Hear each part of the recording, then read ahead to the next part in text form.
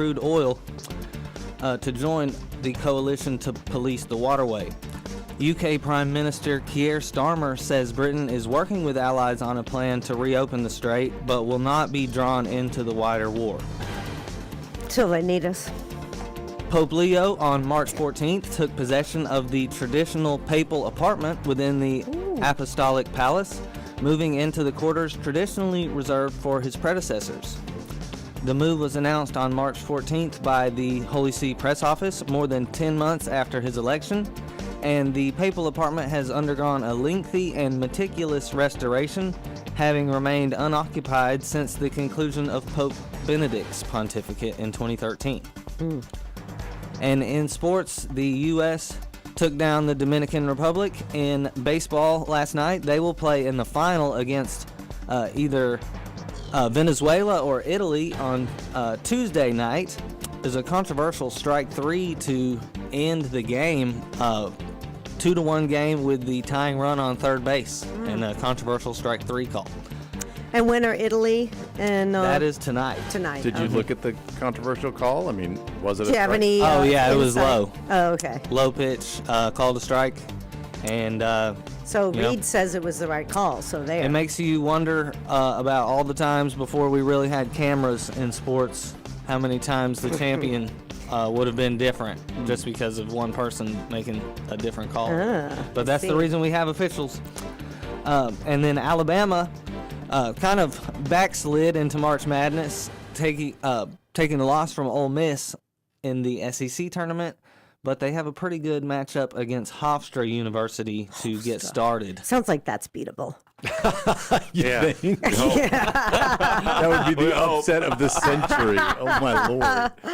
Yeah, when does everybody have to do their brackets?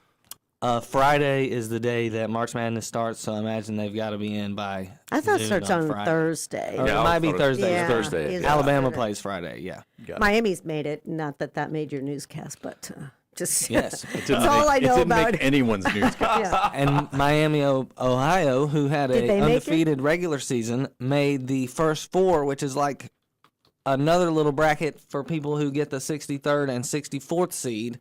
They've got to play their way in, Oh, even though they're, I think, 38-1. Well, because play your way into the tournament now. because Yeah. even though they were undefeated, I mean, they didn't Yeah. play anybody that was really. Yeah, they're the lesser Miami, okay? I love bringing the football discussion into basketball, even though we have 64 teams. Yeah. Todd, this will interest you. I went to the dump on Friday, Hey! and I could see How was why. that? Well, I could see why guys like to go there. How did you get the sofa onto the? Colin came over with like a hand cart, my brother-in-law, Yeah, and he got it up before I knew it. I was bringing Awesome. stuff out. Yeah, that is a guy kind of place. I mean, I felt like when I got home, I had to disinfect my hands and change my clothes because it just felt like all of these dump germs were attaching myself to me. So my Lord. And if you don't have the proper vehicle, I suspect you might get caught in the dump mud that it happens. It's a better idea to have a four-wheel drive. Yes. Yeah. So I can see the manly attraction to that project. Once a year is really. So wait, you went up onto the hill? Yes, and we backed the in, truck you saw the in, big and then, bulldozer. yes, and we heave-hoed all the stuff out of the back, and we. You didn't get rid of the fridge though yet. No, that's still out there. It was still working, so that may change out in the next 3 weeks, and I may call you on that because you did offer to help, and anyone who offers to help you move a refrigerator, you accept it, people. Heck yeah. Yeah. Heck yeah, you do. Also, I was at the St. Michael Gala. In the winner's circle? Cardinals in the winner's circle. But yes. you didn't wear a big hat like you were at a Kentucky Yeah, Derby. I couldn't get my act together after just the weekend got away from me, but I was wearing a festive spring dress. How many other women were not wearing hats? Oh, I'd say it was about 25% in hats, maybe 30. Oh, okay. Yeah, so it wasn't like I didn't stand out as a non-hat wearer. All right. It's a beautiful event. They really put on a nice event over there. So Nice. helping contribute. And this week coming up is the McGill fundraiser, Dancing with the Stars. So that's coming up as well. That's a big one. Yeah. Other than that, I'm not turning on the news because that's just depressing. I when you say turning on the news. Yeah, I meant that, in theory, Right. You don't have to go to your TV and click it. You just open your phone. And I don't know. I was praying about this, that there's nothing I can do or say that would have any impact on the world stage situation. And I always come back to this. Well, but hang on. Let's But back. the let's prayer. Back, yeah. Yeah, the when prayer. you say there's nothing I can Right. do or say, it's like, well, wait a minute. We are connected. Okay, I've got a Catholic challenge question for you, because this was running through my mind as I was praying for world peace or whatever that is, was going on. If we have free will, and all these people involved in this conflict have free will and can choose to start or stop conflicts, how does you probably know this answer, or at least have some insight in, how does my praying help somebody or a situation that has free will to actually make a better choice? Well, it's the grace that is instilled into the situation. Okay. And the more grace in a situation, the better the outcome, the possibility of the outcome is.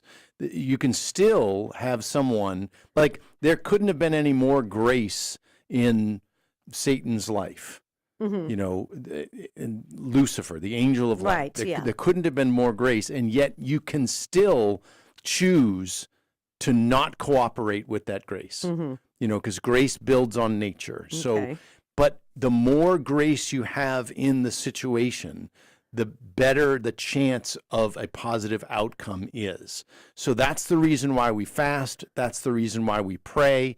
It pours the grace in. Like, let me give you an example. Okay. I am praying for someone very close to me to return to the sacraments, to come back to the church.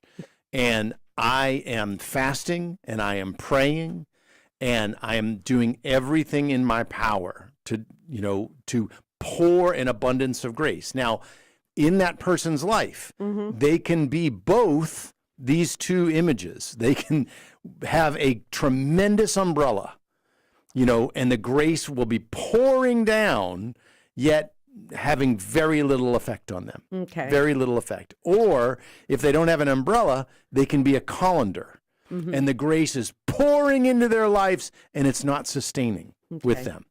So what we do is we pray for those circumstances to change. We pray for them to close the umbrella and to seal up, what's draining out of their lives. And sometimes that takes like some sort of intervention of divine, God comes in, breaks in. Like, I would literally love for this person to have an apparition or an interlocution, like something, Right. like something dynamic to happen in their life. I was sharing that one time with a friend, and they're like, well, has Mary ever appeared to you? And I'm like, she doesn't need to. She doesn't need to. Every time I look at our full-size tilma of Our Lady of Guadalupe in our home, Mary's appearing to me. She's appearing to me. Like, I know for a fact. In fact, I would argue that that's an ongoing apparition that's taking place in Mexico City. Like Mary is continually pouring out grace from her presence there that we see on that image of the tilma. And but we're being receptive to it. Like, not everybody has that opportunity. So Or desires it. I mean, but hang on. You got to be careful when you say that, because remember what we talked about with the whole aspect of what sin is. It kind of alters our viewpoint. Like, when we're attracted to something that's sinful, it's because we somehow see a good in it, even if it's temporal. Like, we see a good in it. So for some of us, all we're doing in trying to grow in holiness, we're tweaking the way we view the world. We're just kind of altering it. We want to see the way Jesus saw. That's some of us. I don't think some people give that any thought. And I'm just thinking in my mind in this, how the conversation started, of players on the world stage. Okay. People that say, oh, we're working for peace. Right. And apparently they're not, or they're working for their own self-interest, or, and it could be individually, it could be as an organization, it could be as a country. And so I'm just not sure. I know what you're saying holds truth, and I know that that is real. I just don't know. It feels like so many people involved in a lot of these worldwide situations, they speak the words, oh yeah, bring even the Christians, even the Christian leaders, bring us peace and stuff. But I think on the other hand, they're not really working for that. Well, I don't know what their intentions are. I mean, I can't speak about someone else's heart, Right. what's going on. All I'm trying to do is move the needle in the correct direction.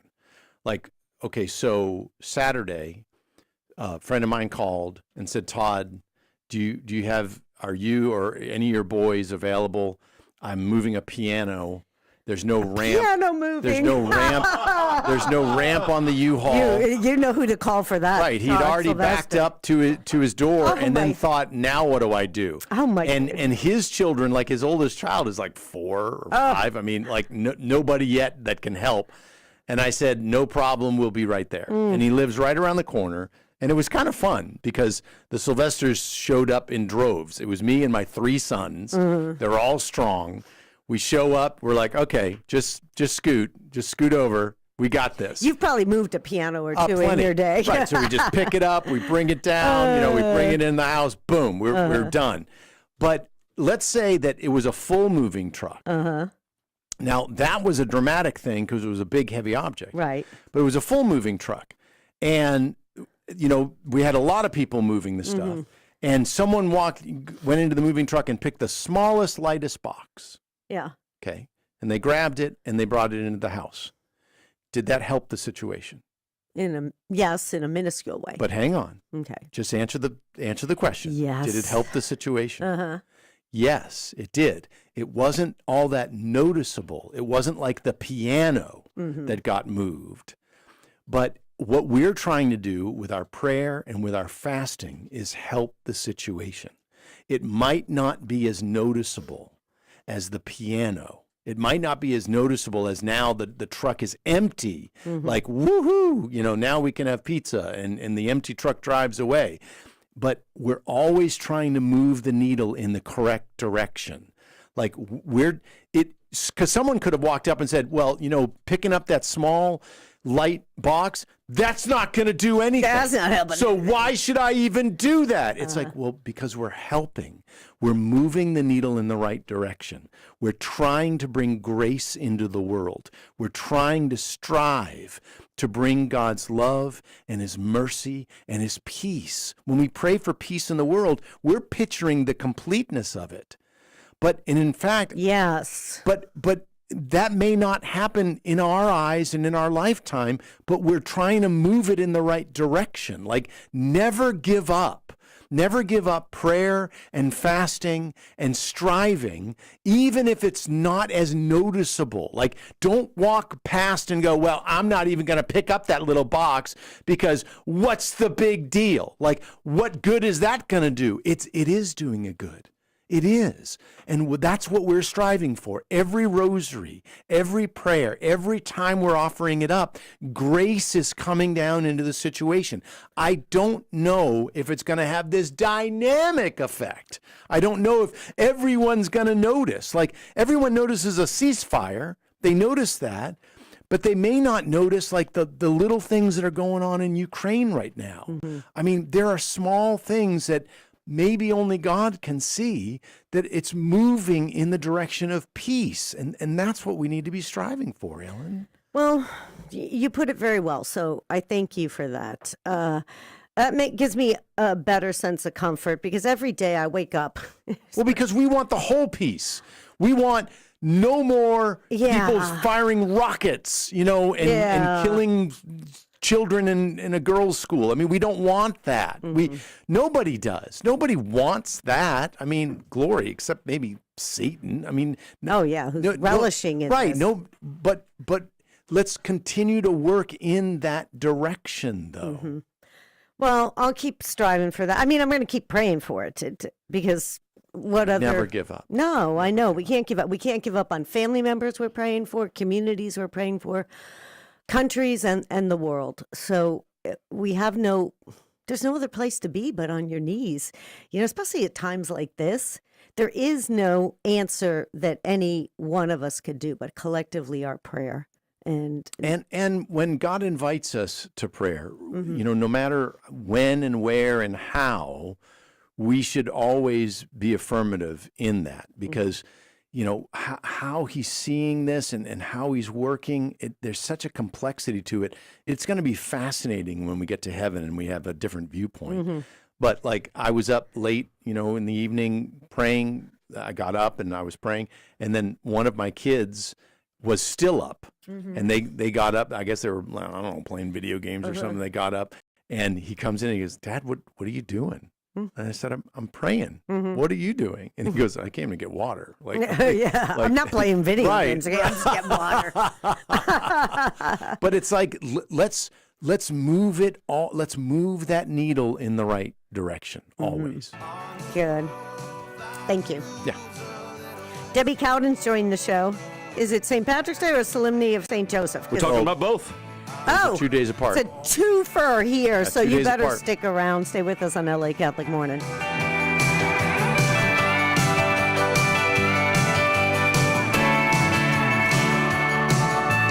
home is where the heart is, then my heart lives by the bay. If home is where the heart is, then my heart lives by the bay. Hi, Tim Simmons here with Tim Simmons State Farm, proud sponsor of Archangel Radio. We have a mission statement in our office to provide education about your insurance program. Regardless if you purchase a policy, the choice is yours.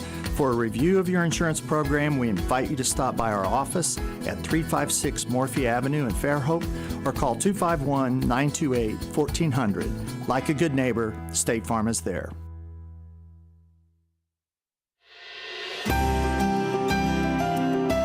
Good morning, and God bless you. Today is Monday in the 4th week of Lent, March 16th. A reading from the Holy Gospel according to John. At that time Jesus left Samaria for Galilee. For Jesus himself testified that a prophet has no honor in his native place. When he came into Galilee, the Galileans welcomed him, since they had seen all that he had done in Jerusalem at the feast, for they themselves had gone to the feast. Then he returned to Cana in Galilee, where he had made the water wine. Now there was a royal official whose son was ill in Capernaum. When he heard that Jesus had arrived in Galilee from Judea, he went to him and asked him to come down and heal his son who was near death. Jesus said to him, "Unless you people see signs and wonders, you will not believe." The royal official said to him, "Sir, come down before my child dies." Jesus said to him, "You may go, your son will live." The man believed what Jesus said to him and left. While the man was on his way back, his slaves met him and told him that his boy would live. He asked them when he began to recover. They told him, "The fever left him yesterday, about 1 p.m.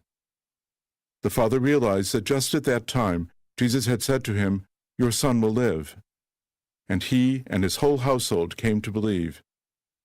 Now this was the second sign Jesus did when he came to Galilee from Judea. The Gospel of the Lord. And now, on behalf of Archangel Radio, go out and proclaim the great news of Jesus Christ. The fifth station. Simon helps Jesus carry his cross. Simon from Cyrene is pressed into service on his way in from the country. He serves a man in the hour of his greatest need. Here, we remember that, as with Simon, our acts of service, expected or not, appointed or not, carry great weight in the kingdom of God. Jesus, thank you for this tiny glimpse of Simon from Cyrene, who shows us the cosmic impact of service. Help us to share our service generously and accept it from others graciously. Amen. Faith without the works is dead. Now, we are not saved by our works, just we are actually not saved by our faith. We are saved by God's grace and God's grace alone. The Protestant response to that, most Protestants, not all, is, oh, all I have to do is believe. The Catholic response is, I have to believe and have the works to grow in holiness to be able to be saved. Get answers to life's biggest questions by listening to LA Catholic Morning, weekdays at 7 a.m. on Archangel Radio.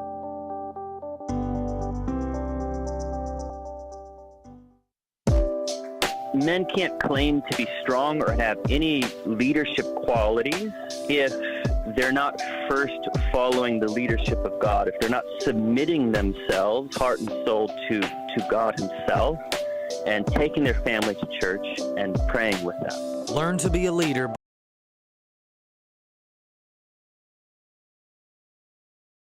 Be right She's there. on our side. Yeah. So you always come on and talk to us how to do things and celebrate as a family. What kind of insight do you have for us that are looking at St. Patrick and the Solemnity of St. Joseph coming up as far as what we can do for our families? Yeah, well, a general guideline is that our Catholic faith is so rich in tradition, and our Catholic heritage is so beautiful and also universal. So even if you're like me and you don't have a lick of Irish in you, you are still entitled as a Catholic to celebrate St. Patrick's Day as fully as possible. And we'll get into St. Joseph in a second, and the St. Joseph's altar, which is a Sicilian tradition. But what I want people to remember about these Catholic feasts is that it's a reminder of our great Catholic heritage and the saints who have gone before us, celebrating their life and their legacy and their witness to us. And so, I won't go into all of the secularized traditions that surround St. Patrick's Day, but the big thing is that St. Patrick is a convert to the faith. He had some really difficult things that happened to him in his life, and he allowed God to transform his life, and in doing so, prepared the world really for Catholicism in a big way through his conversion of the pagans of Ireland. And so this is a really cool thing for us. Like, St. Patrick isn't just a nice guy who hands out shamrocks to people. He's a really powerful saint. And so if there's the number one thing that I can suggest for doing, actually two things that I can suggest doing for St. Patrick's Day is, one, go to confession if you can. They say that St. Patrick drove out the snakes from Ireland. It's too cold for snakes in Ireland, but there is an allegory there, I believe. But drive out the evil in your life through the sacrament of confession, but then also pray the Lorica of St. Patrick together as a family. That's the breastplate prayer, the Christ be with me, Christ before me, Christ behind me, Christ in me. But it's not just that prayer. It's a really long prayer where you're asking the Lord to drive out evil in your life. And then after you do that, perhaps you can have a green beer. But the prayer is the most important part. And the same thing goes for St. Joseph. The Church declares St. Joseph's feast day a solemnity. So they want you to celebrate. This is the patron of the Universal Church, the foster father of Jesus, the spouse of the Blessed Virgin Mary, and we are celebrating his life and his legacy, and we're asking him for his intercession as we seek holiness in our own ordinary lives as well. So absolutely celebrate those days. Since St. Joseph's feast day is a solemnity, you should not fast on that day, and it's a Thursday, so we don't have to worry about the meat thing necessarily. But you are supposed to celebrate. You are not supposed to fast on a solemnity. And for some of us, Debbie, St. Patrick's Day is a solemnity. Because it's your baptism day. Yes, it's my baptism day. Yes. It's your baptism day. Praise God. Yeah. So, I mean, but I don't color my stout green. Yeah. It just feels weird. Yes. It just feels weird. Yeah. But yeah, I mean, it's the best day of my life. I mean, and it's one that I celebrate not just because of my Irish heritage, but mostly because that's when I was adopted by God the Father. Praise God. And I have been saying this within my inner circles, not so much on a global stage, but I really do think that St. Patrick should be a patron saint of converts and a patron saint of those who are going through really, really difficult situations. Because early in his life, St. Patrick was kidnapped, and he was basically enslaved and taken away from his homeland, forced to do hard work, and then also he became a shepherd when he was in Ireland. And it's through that experience that he discovered God's goodness. And that's how he found God. And for all of the things that we are going through in our lives, I only have first world problems. I only have like I feel like Jesus is stoning me to death with popcorn because my suffering is nothing compared to the suffering of other people in the world. I love that image. Stoning me to death with popcorn. I love that. Yeah, I'm like, Jesus, take away these sufferings of my life. And he's like, I'm just asking you to fold your laundry and put it away. But there are other people who are going through such difficult trials. And St. Patrick is a reminder that God will see you through it, and he has a beautiful plan for your life. So I am so happy to hear that your baptism day is the feast day of St. Patrick, because he is like a harbinger of the gospel. Like he brings the good news to the world, and in such an unexpected way. Like who would have thought that this kidnapped teenager would go on to be one of the church's greatest evangelists, the Apostle of Ireland. And to go back. Yeah. Like, these are the people that kidnapped him. Yeah, I know. These are the people that forced him to do labor, and he escapes finally. Why go back? Like, Debbie, that is such a gospel message for us, don't you think? It absolutely is. I mean, Jesus knew who was going to crucify him, and he loved them anyways. We see this with many of the stories of martyrs. I think about Blessed Stanley Rother from Oklahoma, who was a missionary in Central America, and he knew that they were trying to kill him. Originally, he went back to Oklahoma, but he said, how can a shepherd leave his sheep? And he went back. So we look at the witness of these saints, and there are cool little things that we can do to make their lives come to life for our own children. So a great way is with the Shamrock for children, so that they can understand the way that St. Patrick evangelized through proclaiming the truth of the most blessed Trinity. And you can do these little crafts. It doesn't have to be anything elaborate. That's a beautiful thing when you have small children, is that if you just focus on the Shamrock today and you focus on invoking the Blessed Trinity, they're going to catch on to that, and they're going to appreciate it. And with St. Joseph, I love talking about the St. Joseph's altar.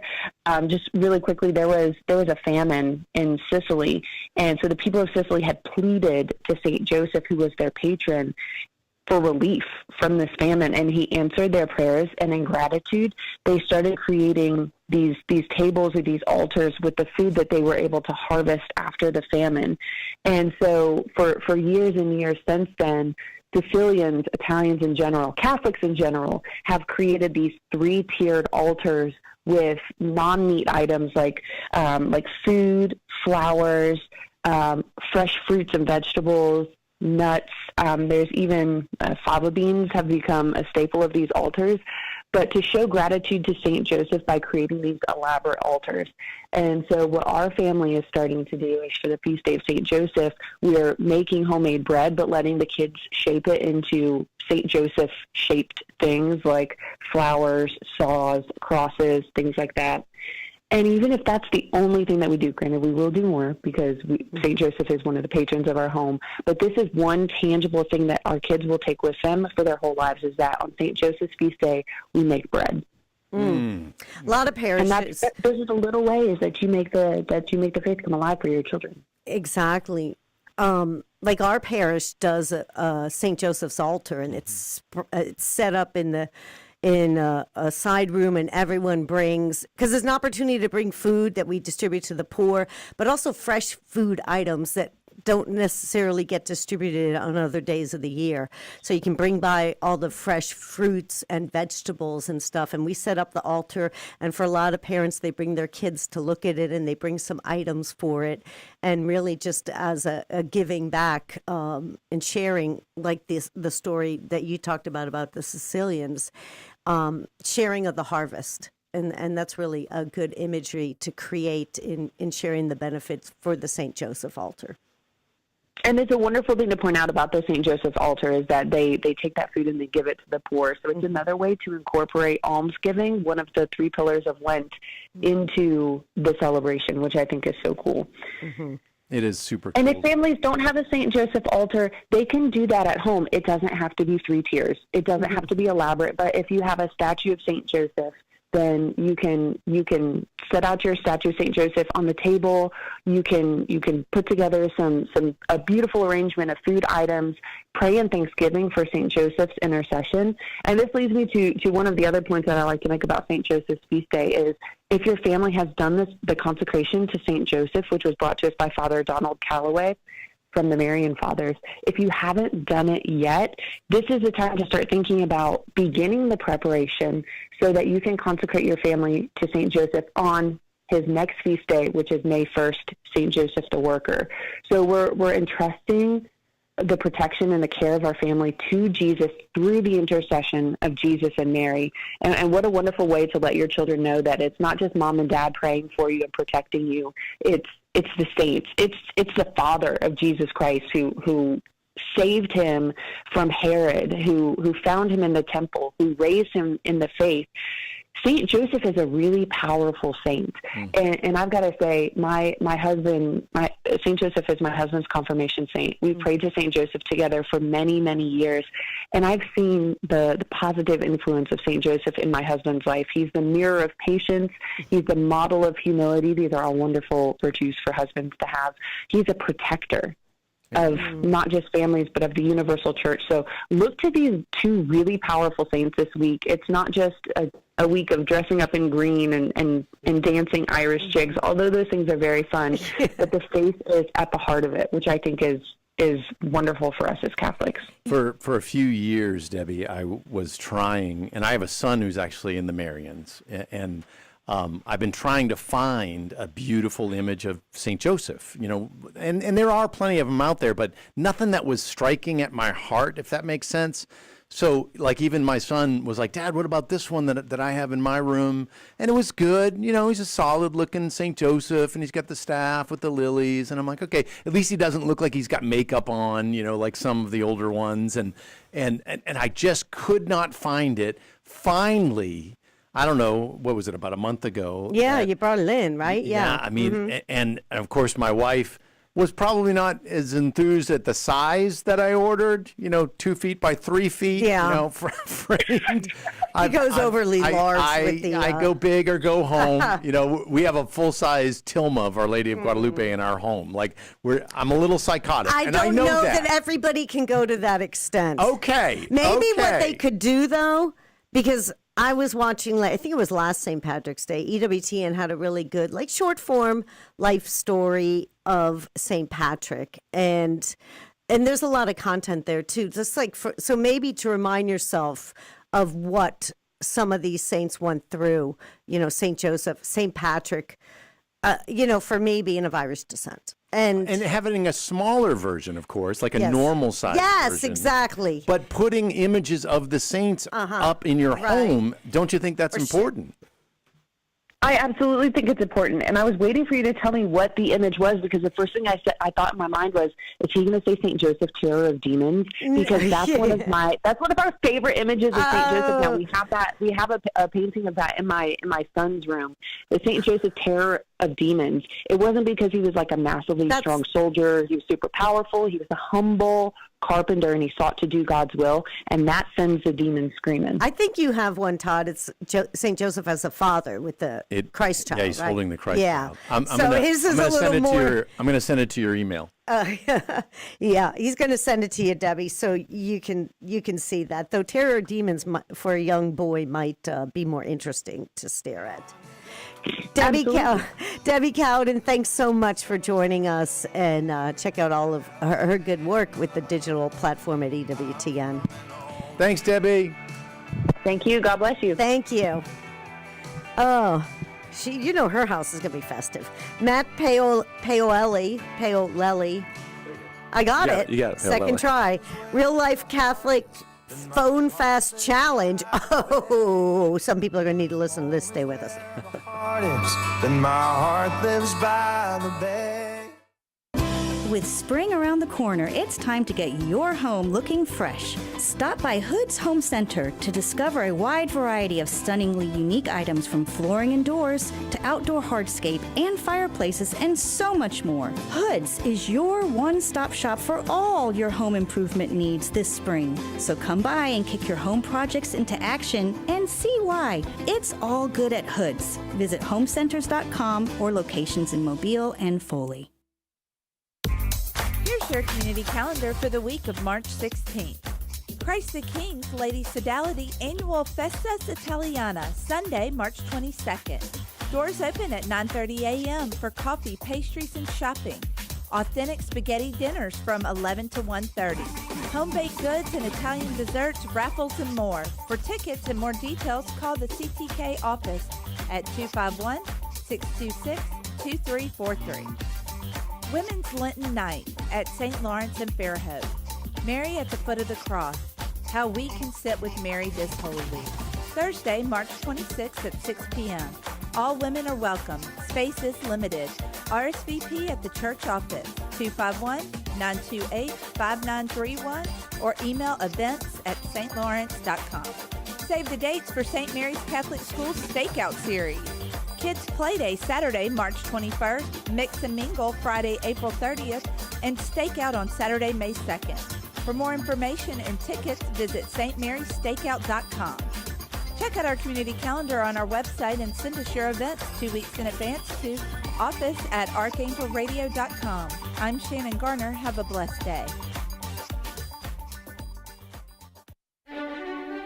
I got married at 22, and I had like $11 in the bank. Now that doesn't seem to be the goal of a lot of young people. So what's the deal, Patrick? One explanation that I kind of tend to favor is the idea that there used to be certain things that you could only get within marriage, and whether that was the economic benefits of living with someone, the ability to have kids, shall we say, and some of the other benefits that come from marriage, those things have now been decoupled. Then it's no wonder that people see it as an option rather than the default. Discover more about re-emphasizing the sacrament of marriage by listening to Archangel Radio. The thing that bothers me is when you find things being tucked into kids' books or tucked into kids' cartoons, and you don't know it's there because they don't want you to know it's there. That's what we really have to watch out for. Gone are the days when marketing is based solely on what the goods or services are. I think the vast majority of Americans would agree that we just want the goods to be the goods, the services to be the services, and let the messaging be somewhere else. Archangel Radio, we've got the goods, true and beautiful. Here's Fran Mayer on how Christians should structure their lives.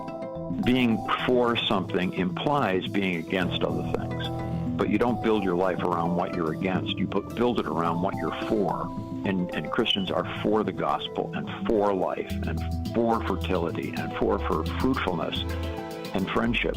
And my concern is that we are building and have built a culture that divides people and separates and isolates them and creates conflict and fear. And that fear drives the way that we do our politics now. You see it every day. Here's Austin Ruse from the Center of Family and Human Rights on the potential for saints in our era. We have lived in the era of Padre Pio, of John Paul the Great, of Benedict, of St. Jose Maria Escriva, of Bowie Kuhn. Bowie Kuhn, the former head of Major League Baseball, was a saintly man. We lived in his time. You can look all around you, and there are saints and spiritual giants everywhere, and we have lived in their age, and it's remarkable. Find out more about the saints and how to become a saint by listening daily to Archangel Radio.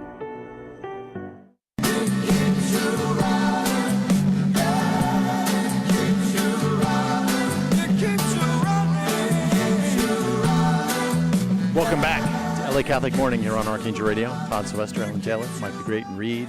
On the line is Matt Palelli. He is currently the Vice President of Marketing for Real Life Catholic, here to speak to us about their Lenten phone fast. Good morning, Matt. Good morning, Todd. How's it doing? Fantastic. Although as soon as you say phone fast to people nowadays, the addictions show very prevalently, because if you tell people that, like when I invited teenagers to come on a retreat, and I'm like, yeah, we're going to gather up your phones on Friday. I mean, you would have thought I said, I'm chopping off your right arm on Friday. Yeah, it definitely makes your palms sweaty. Even adults. There's a study that shows that 57% of people identify as addicted to their phones. And I think that's just the people that are willing to actually admit that. So probably a much higher number in reality. And I know I count myself among those as well. So so we felt that a phone fast over Lent would be a good idea. And we're not asking people to totally get rid of their phones, but just to make a sacrificial offering by doing less on their phone. Okay, explain. Give us the details.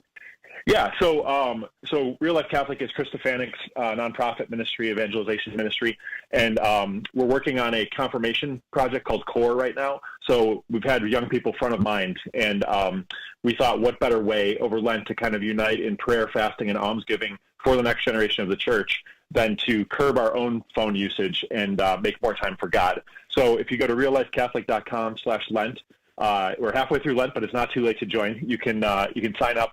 And we have some ideas there of things you could do to kind of put your phone away for a little bit during Lent. One idea is you could put it down after 6 p.m. every day to kind of make some focused time for family and prayer and silence even, which is a hot commodity these days. You could choose one day per week, maybe Sunday, to be completely phone-free, or at least try to be scroll-free, so you're not using it for social media and gaming, but just for the essentials of communication, and then putting it away for the rest of the time. Or if you want to be really drastic, you could delete all the social media apps from your phone. Or if you want to be less drastic, you could just change it to grayscale mode, because there's studies that show that if your phone is in grayscale and all the pictures and videos are in black and white, you're going to be less likely to pick it up and want to spend time with it. Well, that's true, and it's absolutely true. Todd's got I've been that doing on that his for phone a long time. Yeah. Because I change it to color to play Wordle, and it actually freaks out my eyes. Like, I'm like, oh my. Oh, wow. I mean, it's like offensive. Like, yeah. There's so much color, and it seems brighter, Matt. Yeah. No, definitely. I'm doing the no phone after 6 p.m. one. So we actually have a little phone jail in our house. We bought a little box we bought off of Amazon, and it's got slots for your phone. And so I just put it in there, shut the door, and then, have some uninterrupted time with my family and my wife and everything. So that's worked well for me so far. Share with us, Matt, that this is kind of drawn out of what you were doing in support of young people and trying to find ways to have them focus. Is that the goal of your program? I guess it's the CORE, the one you're coming out with. Is this kind of an offshoot, and then it kind of developed into a Lenten challenge? Yeah, so this is sort of a way to kind of pray and fast for that project. So the CORE Confirmation Project is going to be a brand new confirmation prep experience for teens, and it's going to be really it's being developed in a format that they're going to really appreciate and understand, and hopefully take to heart, and really kind of they're getting so many different voices in their heads from their phones, from social media, that are giving them all the wrong ideas about what their identity is. And so the idea for CORE is to really restore their identity as beloved children of God, and to see that and understand it and really take it in, perhaps for the first time. So the phone fast is meant as a way for everyone, especially adults, to kind of just recognize these issues among Generation Z and Generation Alpha, and to pray and fast. And then if people are called to give alms, we're raising money for the CORE project right now. Our goal is 2.1 million. We're at about 1.6 million right now, and we're beginning production this week. Actually, Chris Stefanik is sitting down to film the first few pieces of content. So it's very exciting. It'll be ready in January of 2027 with review materials for parishes and catechists available near the end of the summer this year. So we're very excited about this project, and it was just a way to kind of gather people in. And we've gotten a good response. We have about 2,600 people engaged in the phone fast already. And we've gotten really good feedback about how it's given people a lot more interior freedom, and just spending more time with their family and with the Word of God and other spiritual resources. Yeah, and I think the hard part is, Matt, that when you do a total phone fast, like I use iBreviary on my phone, and it's like, how do I do that and balance it out? Like, I don't know, because I was at an event recently, and everyone there, I'm 58, and they were all older than me. Okay, I was the youngest guy in the room. Everyone was staring at their phones. Now, granted, some of the things that they were doing, I'm sure, were fine. It wasn't like it was even necessarily, just doom scrolling, but we've just immediately will go to our phone rather than like just talk to the person next to you, or just sit there quietly. Like I went and picked up my daughter at work on Friday afternoon, and Oh, no, I'm sorry. It was Saturday. And I'm at the salon that she works at. And I knew immediately I wanted to grab my phone. Yeah. I'm sitting in the waiting room by myself. The salon causes you to do that, something in the And air. you just want to grab your phone. And I had to be conscious about it, Matt. Not to grab and it. not to grab it. And I'm sitting there. And then I thought I must look kind of silly in comparison to everybody else because I'm just sitting here.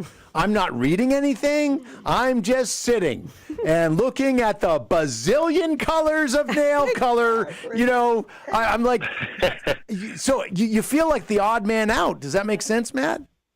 Totally, yeah. I mean, it's just like an itch you need to scratch now, and I think it's just become this habit that we're almost not okay with silence or with just interacting with the world around us or just kind of enjoying being alone with our thoughts. We have to have this distraction. So yeah, I think the phone pass is a good way to. There's ways to redeem your phone use with Hallow and iReader and other things like that, but I think we'd all admit that that's not what we're doing the majority of the time. Oh, absolutely not. Oh, it yeah. It really isn't. How do you, I guess the problem is, like Todd said, this phone addiction. You going to bring up Twitter? Go ahead. Yeah, well,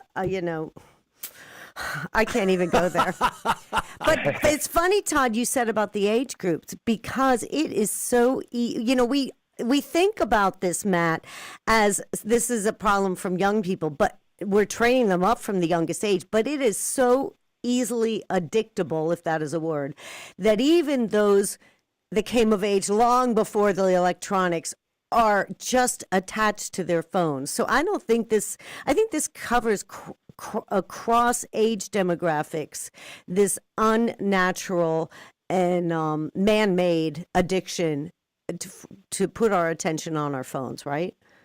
Oh yeah, absolutely. And I think the grown-ups in the room have succumbed to it just as much as the kids. The only problem is the kids have grown up with the phones in their hand now. So, and it's leading to all kinds of mental health problems. There's all these studies showing that too. So that's why, like I said, it's definitely a spiritual problem for them and for us, but especially for the next generation where they already have this addiction, they already have this habit forming from a very young age, and it's pulling them away from what's really important and what's going to really give them a life of joy too.